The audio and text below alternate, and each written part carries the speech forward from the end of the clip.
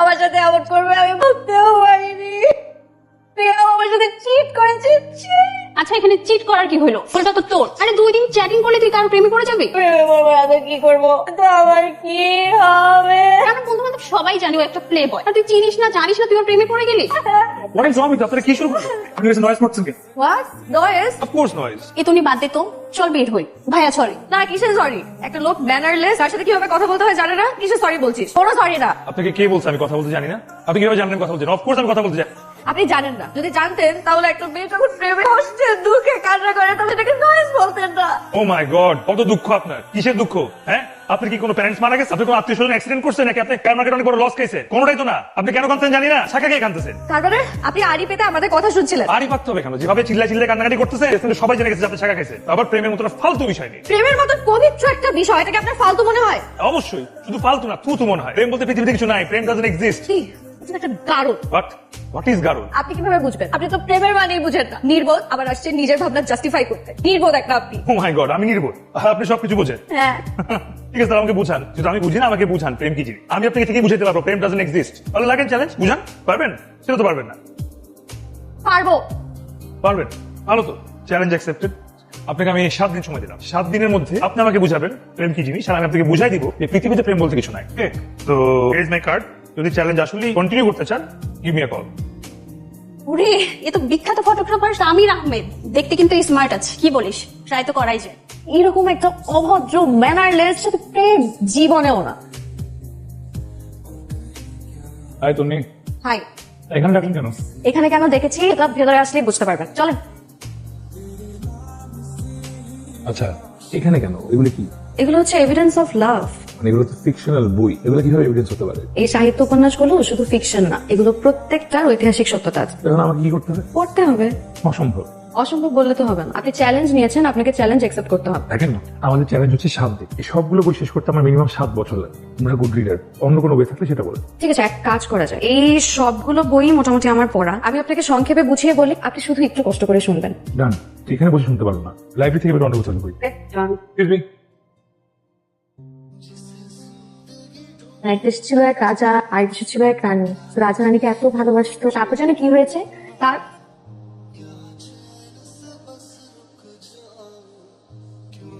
আজকে কোথায় যাব? কোথাও না, আজকে পার্কেই থাকবে। তো এখানে আপনাকে আমি প্রমাণ করে দিব গল্প কাহিনীতে যেসব প্রেম আছে বাস্তবে তার কোনো অস্তিত্ব নেই। ভাবে যেটা আপনি নিজে চোখে দেখবেন। তো তার আগে আপনি আপনার বান্ধবীকে কল দিয়ে আসতে পারেন কেন ও এখানে এসে কি করবে? ফেয়ার জাজমেন্টের জন্য। নিন ফোন দিন।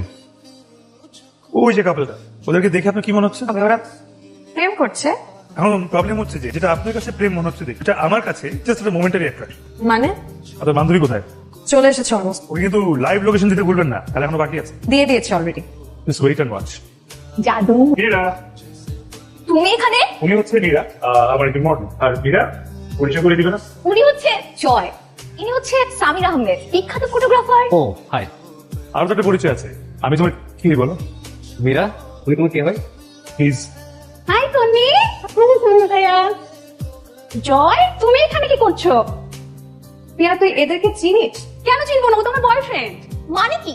ও তোমার গার্লফ্রেন্ড? আর সামির কি? সামির তোমার বয়ফ্রেন্ড? জয়, ঘটনাটা কি বলো তো? কে কার গার্ল, কে কার বয়ফ্রেন্ড? আমি তো কিছুই বুঝতে পারছি না।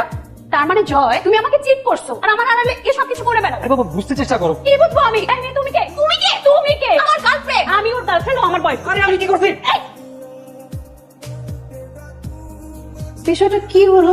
তিনটা প্রেমিক প্রেমিকা একজন আরেকজনকে চিট করছে আর আপনি হাসছেন। জি বলে আমি আজ না তো কি করবো? অবশ্য ইউর রাইট, পুরো ব্যাপারটা আসলে কাকতালীয় না। আমার একটু হাত আছে। সেটা কি হবে? মিডিয়ার আমার একসময় সম্পর্ক ছিল, তারপর we took a break, all thanks to social media.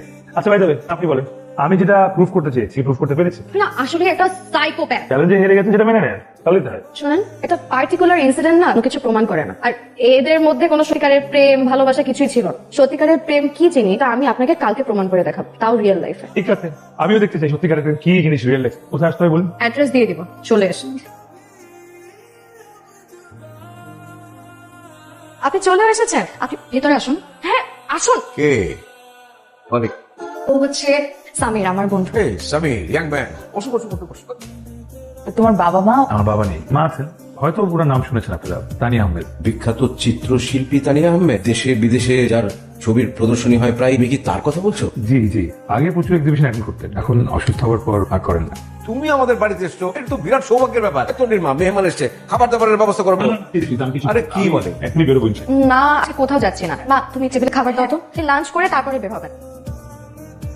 যাতে অনেক আদরের মেয়ে। হ্যাঁ কি করে বুঝলেন? না, নর্মালি কোনো এর বাসায় ছেলে বন্ধু আসলে বাবা মা অনেক সন্দেহ চোখে থাকে। আমার বাবা মা একদমই ওরকম না, তারা আমাকে অনেক বিশ্বাস করে, অনেক ভালোবাসে। বাট আপনি তো আগে বললেই পারতেন আজকে হসপিটালে বেরোবেন, শুধুমাত্র আপনার সঙ্গে চ্যালেঞ্জ লেগেছে দেখে এখানে আসলাম। এটাও জানি আজকে চ্যালেঞ্জের লাস্ট ডে। তখন আপনি কি হারমোনি নিচ্ছেন? আমি আজকে আপনাকে দেখাবো সত্যিকারের ভালোবাসা কি জিনিস। এই যে এদের দুইজনকে দেখলেন, এরা হচ্ছে সত্যিকারের প্রেম। স্কুল লাইফ থেকে এরা প্রেম করছেন আর কলেজের লাস্ট ইয়ারে এসে বিয়ে করেন।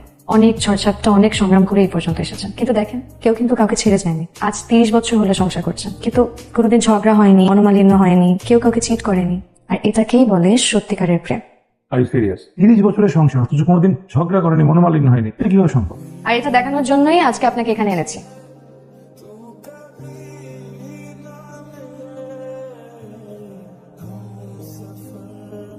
আপনি প্লিজ বসুন, আমি আসছি।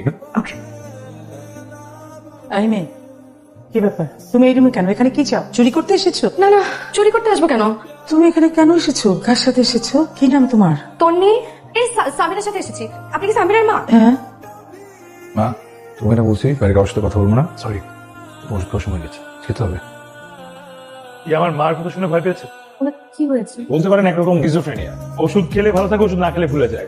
আমি তো এটা দেখাতেই আপনাকে আমার বাসায় এনেছি। কেন বলুন? আপনি যেভাবে আপনার বাসায় আপনার বাবা আমার প্রেম দেখাতে নিয়ে গিয়েছিলেন, আমি আমার বাসায় নিয়ে আসলাম আমার বাসার ট্র্যাজেডি দেখে। এটা হচ্ছে প্রেম ঘটিত ট্র্যাজেডি। আপনার বাবা মার মতোই আমার বাবা মা খুব অল্প বয়সে প্রেমে পড়েছে, এবং প্রেমের 4-5 বছর পর একটা সময় আমার মা প্রেগনেন্ট হয়ে যায়। তখন মা বাবাকে চাপ দেয় বিয়ে করার জন্য। আমার বাবা মাকে উল্টা চাপ দেয় অবসর করার, কিন্তু আমার মা সাথে রাজি হয় না। বাবা মার কথা মেনে নিতে না পেরে একটা পয়েন্টে দেশ ছেড়ে পালিয়েছে। আমার মার এলাকায় তার নাম বদনাম হতে শুরু। তার পরিবারের সবাই তাকে আবার অ্যাবর্শন করার জন্য চাপ দেয়, কিন্তু মা সেখান থেকে পালিয়ে এই ঢাকা শহরে চলে আসে, এবং এখানেই আমার জন্ম। আমার চারুকলা স্টুডেন্ট ছিল, তো একটা ফার্মে কোন রকম জব পেয়ে গেছে, কষ্ট করে সে জবটা করে। আর ওই জবটাই ছিল আমাদের সব সম্বল। এরপর অনেক বছর পর একটা বিডি ফার্মের সঙ্গে আমার মার ফার্মের একটা কোলাবোরেশন। ওখানে মার শখের পেন্টিং গুলো তারা দেখে বাইরে এক্সিবিশন করার একটা অফার। তারপর থেকে আর মার ফিরে তাকাতে হবে। আর আপনার বাবা? মা বাবার কোথাও পেয়েছিলেন। আসলে আমার মার সাথে প্রেম করার সময় আমার বাবার আরেকটা অ্যাফেয়ার চলছে। মা প্রেগনেন্ট হয়ে যাওয়াতে সে তার আরেক প্রেমিকাকে নিয়ে দেশ ছেড়ে পালিয়েছে। এবার বুঝছেন, আপনার কাছে যে প্রেমটা সরিয়েও সেই প্রেমটা আমার কাছে সেই প্রেমটা আমার কাছে একটা অপরাধ। দেখেন, এক্সেপশন তো কখনো example. Exactly, exception can not be an example. আপনার ফ্যামিলি একটা এক্সেপশন। মানুষ হচ্ছে পশু, জন্তু, তাকে সব প্রেম ভালোবাসা দিয়ে আটকানো সম্ভব না। আমি আপনার সাথে একমত হতে পারলাম না। মানুষ কখনোই পশু হতে পারে না, বিবেক আছে, বুদ্ধি আছে, যেমন আপনি। কি বলছেন এসব? আমি জানি আপনার মধ্যেও সুন্দর একটা মন আছে, প্রেম আছে, কিন্তু আপনি যুক্তির আড়ালে সেটা লুকিয়ে রাখেন।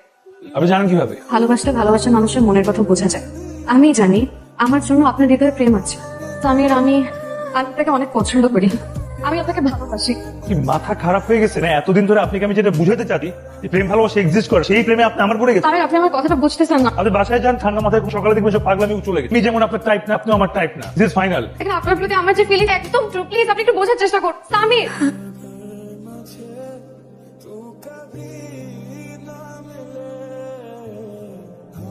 তোমার সাথে থাকাটা যে কি কষ্টকর একমাত্র আমি বুঝি। আমার সাথে থাকাটাও অসম্ভব। এই মেয়েটা ছিল বলে এতদিন দাঁত কামড়ে তোমার সাথে পড়ে আছে। এখন তার কোনো পিছুটেক নেই। আরে মাই ডিয়ার প্রিন্সেস, তোমরা কি ঝগড়া করছো? ঝগড়া করবো কেন মা? আমরা তো হিসাব নিয়ে কথা বলছিলাম। যাও বাবা, শুয়ে পড়ো, যাও। Good night. তুমি একটা অসহ্য মহিলা, তোমার সাথে সংসার করা যে কি কঠিন।